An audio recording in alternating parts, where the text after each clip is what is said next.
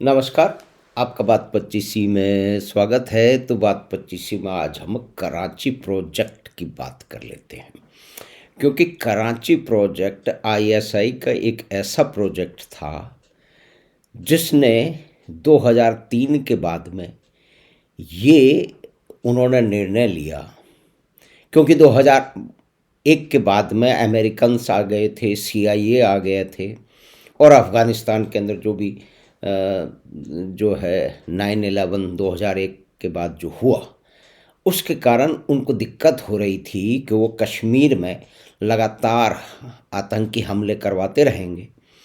तो उन्होंने एक अपना टैक्टिकल शिफ्ट किया। वो टैक्टिकल शिफ्ट यूँ किया कि उन्होंने अब ये डिसाइड किया कि भारत से जो कुछ लोग रेडिकलाइज होके आ रहे हैं विभिन्न कारणों से, क्योंकि रेडिकलाइजेशन की फैक्ट्री तो एक तरह से भारत में भी विभिन्न स्थानों पर चल ही रही है। भटकल ब्रदर्स उसका बहुत बड़ा एक उदाहरण है, जिन्होंने कई कांड किए थे। तो ये टैक्टिकल शिफ्ट थी कि अब भारत में जो रेडिकलाइज हो चुके हैं उनको इसके लिए अगली ट्रेनिंग के लिए उसको पाकिस्तान एक रास्ते से, चाहे नेपाल के रास्ते से, दुबई के और दूसरे रास्तों से, क्योंकि इसके अंदर चाहे कितना भी खर्चा हो जाए, एक आदमी को पाकिस्तान पहुंचाने में चाहे लाखों खर्च हो जाए उसकी ट्रेनिंग में, तो उससे भी उनका तो अल्टीमेट ऑब्जेक्टिव तो उसके अंदर जो है ना वो सर्व होता है। तो वो उन्होंने सर्व किया। अब जहाँ तक फिल्म धुरंधर की हम क्यों बात कर रहे हैं इस विषय में, क्योंकि धुरंधर की पृष्ठभूमि, धुरंधर में जो भी कुछ घटनाएं हो रही हैं वो कराची में हो रही हैं, तो ये एक ही लिंक है। और दूसरा, IC-814 के जो अपहरणकर्ता थे उसके अंदर 3 अपहरणकर्ता कराची से थे। तो 2003 के बाद में जो एक टैक्टिकल बेस था पाकिस्तान के आईएसआई का, और उनके बहुत सारे जो हैंडलर्स थे जिन्होंने क्रिएट किए थे विभिन्न क्षेत्रों में, जैसे कि करेंसी नोट की छपाई में, भारत के करेंसी नोटों की छपाई इंडस्ट्रियल स्केल पर हो रही थी। जावेद खनानी का नाम उसमें आता है। इस फिल्म में उसको अच्छी तरह से दिखाया गया है। तो ये सब करके जो वो भारत में उत्पाद कर पाए, कई तरह के उन्होंने समझौता ब्लास्ट, जैसे समझौता ब्लास्ट हुआ, तो समझौता ब्लास्ट की में जो पाकिस्तानी पकड़ा गया था, ऐसा बताया जाता है, बहुत सारे जो इस क्षेत्र की जानकारी रखते हैं उन्होंने बताया है कि उसको ऊपर से आदेश आए और छोड़ दिया गया। और इसी तरह से धुरंधर में एक संवाद है, वो शायद रियलिटी को एक तरह से एक्सपोज करता है। 26/11 की घटना से उसका कितना संबंध है या नहीं है वो एक अलग बात है।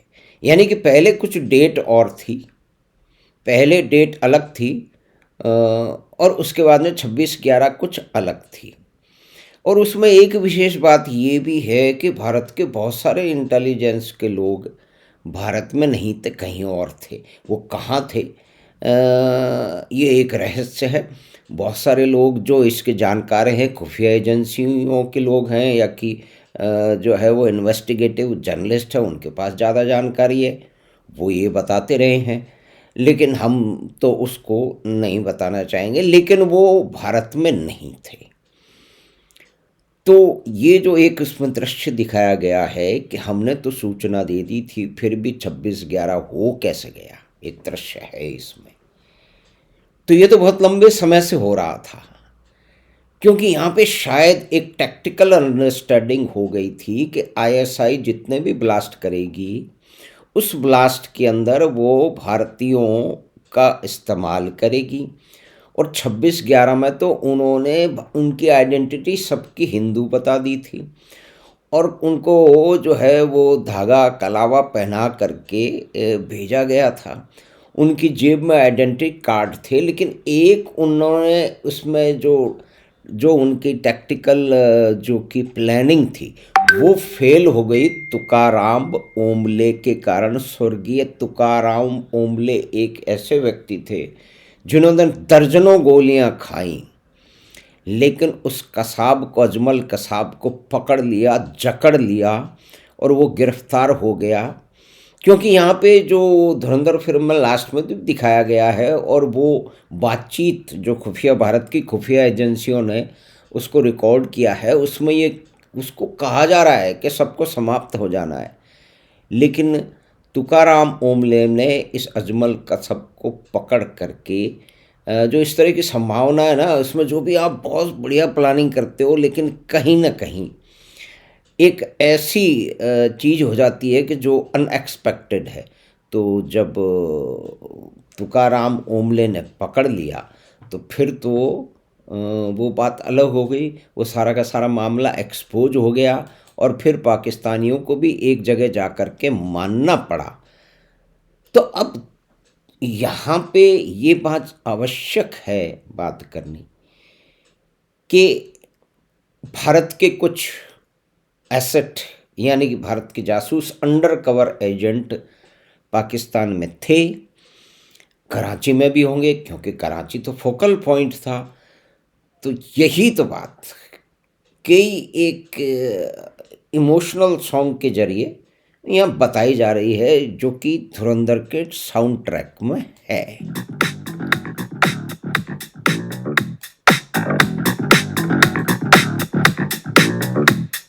धूप टूट के कांच की तरह चुप गई तो क्या, अब देखा जाएगा।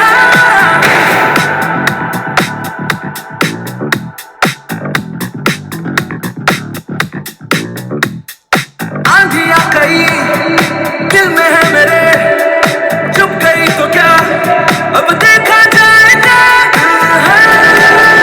टूटा मेरा मैं इश्क जलाकर आ गया। दिल है टूटा मेरा मैं इश्क जलाकर आ गया। ये एक अंडर कवर एजेंट की, अननोन एजेंट की, जिसकी घटनाओं और उनके कारनामों पे शायद धुरंधर 2 उस पे फोकस करेगी। यानी कि ये जो इसका कैनवास है धुरंधर का बहुत बड़ा है, क्योंकि कराची प्रोजेक्ट भी बहुत बड़ा था। उनको तो भारत की जो रेडिकलाइज कुछ लोग हैं, उनमें से कुछ लोगों को छांट के पाकिस्तान में ट्रेनिंग देनी थी और फिर उनको वापस भेजना था। लेकिन समझौता ब्लास्ट में जिस तरह से अनकवर किया गया है, यानी कि ये बताया जा रहा है कि कुछ भारत के लोगों का और पाकिस्तान के आईएसआई का कुछ एक टैक्टिकल अंडरस्टैंडिंग हो गई थी। ये अंदाजे हैं, देखिए, क्योंकि जैसे ही भारत में ब्लास्ट शुरू हुए 2003 के बाद लगातार होते चले गए, वो 8, 9, 10 तक चलते चले गए। तो इसका इस्तेमाल भारत के कुछ लोगों ने सोचा, जिसमें राजनीतिज्ञ निश्चय ही इन्वॉल्व थे, क्योंकि उन्होंने तो स्टेटमेंट दिए हैं कि ये जो कुछ बम्बई का हमला है उसको उनको स्थापित करना था कि ये भारत के लोगों द्वारा किया गया है, बल्कि आप माने तो हिंदू आतंकवादियों द्वारा किया गया है और आरएसएस द्वारा किया गया है। ये तो किताब छप गई, और इसकी किताब के छपने वाले जो बर्नी हैं, उनका तो ये कहना है कि भाई मुझे तो कागज़ दे दिए गए और मैंने तो मतलब मुझे इन्फॉर्मेशन दे दी गई और मैंने किताब छाप दी। क्षमा कीजिए, उससे अधिक मेरा कोई मतलब नहीं है।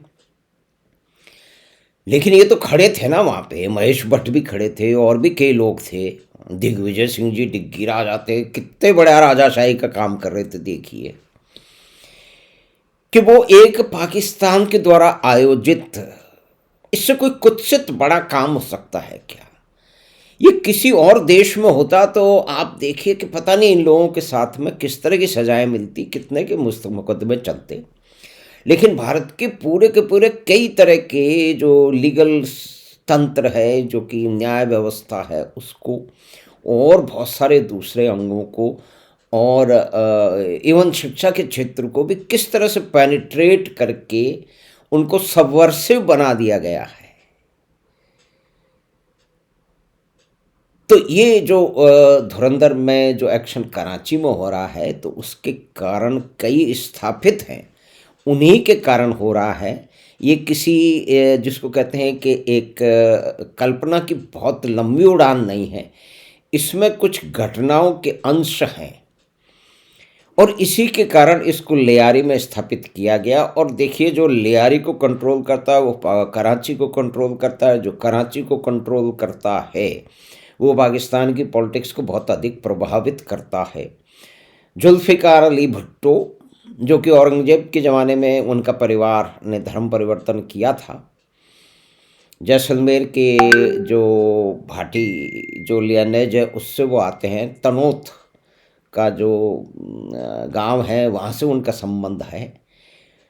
तो उनका संबंध किससे निकला? उनका संबंध भी तो कराची से निकला ना, लियारी से निकला। वो वहाँ से भी चुनाव जीते हैं। और रहमान डकैत तो बेनज़ीर भुट्टो को बचा के ले गए जब बेनज़ीर भुट्टो पे आक्रमण हुआ। और आप ये देखिए कि वहाँ की राजनीति में आईएसआई का कितना रोल है कि वो वहाँ की राजनीति को भी प्रभावित करती है कि आईएसआई को बेनज़ीर भुट्टो पसंद नहीं थी। वैसे बेनज़ीर भुट्टो का जो है वो 1990-91 के रिकॉर्डिंग सुन लीजिए। वही तो चिल्ला चिल्ला के बोल रही है ना। वो कश्मीर में जो उस समय हो रहा था, वो कह रही थी हर हर मस्जिद से मुजाहिद निकलेगा और ये होगा ना वो होगा। तो पाकिस्तान के रोल को भारत के बहुत सारे लोग जो है वो उसको एक्सपोज करने से बचते रहे हैं, बल्कि वो तो उल्टा कह रहे हैं कि हम भारतीय ही कर रहे हैं। और इस तरह का ये दुष्टता का जो माहौल है, उस दुष्टता के माहौल ने आगे जाके परिस्थिति बदली है।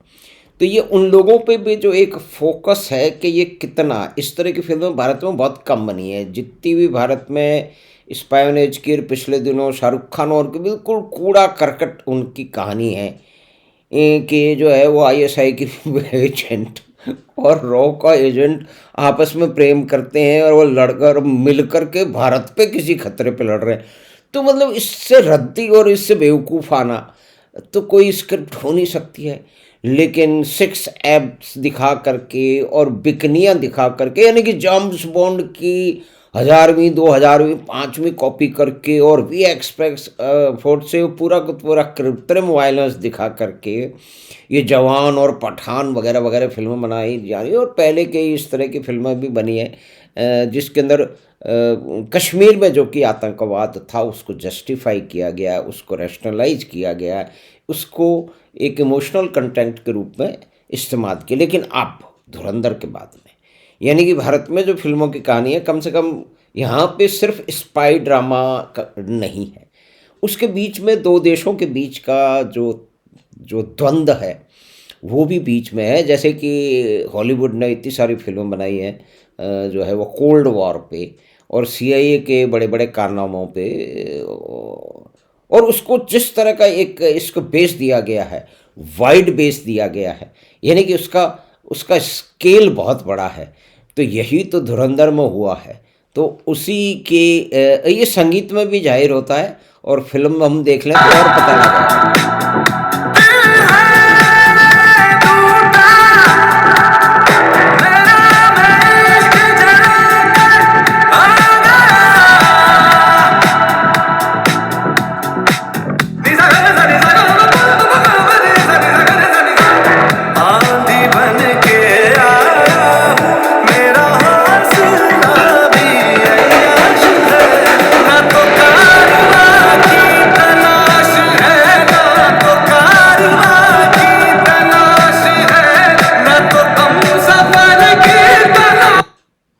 हाँ तो सुनिए साहब कि ना तो कारवां की तलाश है, मैं आंधी बनकर आया हूँ।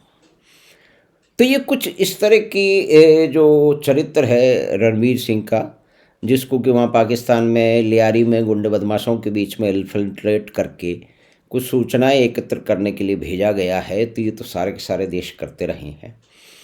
और जर्मनी में बैठा हुआ एक है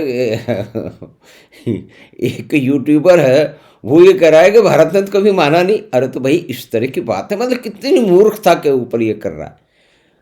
और वो ये कह रहा है कि मैं इस फिल्म को बर्बाद कर दूंगा। अभी क्यों कर दोगे बर्बाद? तुम्हें ऐसी क्या दिक्कत है? क्योंकि देखिए वो एक पर्टिकुलर इकोसिस्टम का भोंपू है, बहुत ही रद्दी भोंपू है। लेकिन अगर यूट्यूब ये दिखाना शुरू कर दे कि इनके फॉलोअर आते कहाँ से हैं, तो ये सारा का सारा बिल्कुल साफ हो जाएगा। भाई जहाँ से इनके आते हैं, तो इनके जो बड़े भाई साहब हैं रवीश कुमार जी, उनके भी वहाँ से भी, उनके भी वहीं से आते हैं। जो मतलब 2014 के बाद में एक विशेष तरह के एक प्रोपेगेंडा में, एक षड्यंत्र की बेस लाइन तैयार करने में लगे हुए हैं। तो कराची प्रोजेक्ट मुख्य रूप से अगर मोटा मोटा समझा जाए कि इस बात में था, जो कि आईएसआई का प्रोजेक्ट था, जो आगे चल के 2009-10 के बीच में विभिन्न कारणों से समाप्त कर दिया गया, क्योंकि पाकिस्तान की कई तरह से हालत ख़राब हो गई। और 2020 के बाद में भारत ने, ऐसा कहा जाता है कि पाकिस्तान को में जो भी भारत को नुकसान पहुंचाने वाले जो दंगा फसादी थे या कि आतंकवादी थे, यानी कि जो जहूर मिस्त्री था, वो 2022 में उसको अज्ञात अज्ञात हमलावरों ने ठप्पका दिया। तो इसका मतलब ये हुआ कि ये हमजा किस्म के बहुत सारे लोग शायद हैं, हम ये नहीं कह रहे, क्योंकि ज़रूराती तो कह रहा है ना कि भारत ने माना नहीं तो ये हो ही नहीं सकता। लेकिन इन स्पायोनेज और काउंटर स्पायोनेज के मामले में तो इंग्लैंड और अमेरिका दोनों भी एक दूसरे पे ये करते हैं, क्योंकि बहुत सारी चीज़ें वहाँ की सरकारी एजेंसी को ये नहीं मालूम होती हैं। वो दूसरी खुफिया एजेंसीज कभी सीआईए को बताती है इंग्लैंड वालों को, या कि फ्रांस वालों को, या कि ऑस्ट्रेलिया वालों को, या कभी उनकी एजेंसियां बताती हैं कि आपके यहाँ क्या हो रहा है। तो ये तो बहुत एक पुराना जो है वो तरीका है कि उस समाज के क्रिमिनल्स और जो बाहर से आतंकवादी हैं उनके बीच के अंदर जो भी रिश्ता है, उस रिश्ते को पेनिट्रेट करके ये पता लगाया जाए कि क्या कोई किस तरह की कोई घटना होने वाली है, कोई आतंकवादी हमला होने वाला है। वो तो यूरोप में तो लगातार है। यूरोप में देखिए आज 25 दिसंबर है, जर्मनी में और फ्रांस में जहाँ तक पहले की खबरें सुनी हैं, इसको मनाया नहीं जाएगा। लेकिन वो एक अलग विषय है, उस पर कभी अलग बात करेंगे। कि हमें आशा है कि कराची प्रोजेक्ट और उसका जो कनेक्शन है धुरंधर से, अज्ञात गनमैन से और इस तरह के ऑपरेशन से, तो एक इस तरह का थ्रिलर और एक इस तरह की रियलिटी बेस्ड कहानी, जिसमें भारत की करेंसी का नोटों का छापा जाना, 26/11 की प्लानिंग, IC-814 का अपहरण, भारत की पार्लियामेंट पे हमला, इन सब जोड़ों को इसके साथ में पिरोया गया है। तो कराची प्रोजेक्ट पे हमने धुरंधर के रेफरेंस से बात की थी। हमें आशा है कि बातचीत आपको पसंद आई होगी। तो आप चैनल बात 25 को सब्सक्राइब करें, लिंक अपने मित्रों और परिवार के साथ साझा करें। हम आपसे फिर मिलेंगे बात 25 की अगली बात में। धन्यवाद, नमस्कार।